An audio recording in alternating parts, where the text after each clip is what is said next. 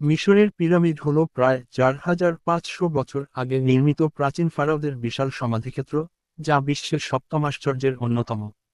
Geyser great pyramid সবচেয়ে বিখ্যাত, যা লক্ষাধিক শ্রমিক ও ৫-১০ টনের পাথরের ব্লক দিয়ে তৈরি।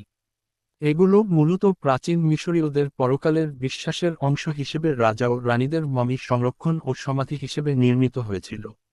মিশরীয় পিরামিড সম্পর্কে বিস্তারিত তথ্য আমরা জানতে পারি, যেমন প্রাচীন মিশরীয়রা বিশ্বাস করত যে ফারাওরা মৃত্যুর পরও তাদের শাসন অব্যাহত রাখবেন। তাই তাদের মমি এবং সাথে প্রয়োজনীয় সামগ্রী নিরাপদে রাখার জন্য এই বিশাল পিরামিডগুলো নির্মাণ করা হতো। গির্জা অবস্থান: মিশরের গিজা, সাকারা এবং অন্যান্য স্থানে প্রায় ৭৫টিরও বেশি পিরামিড পাওয়া গেছে।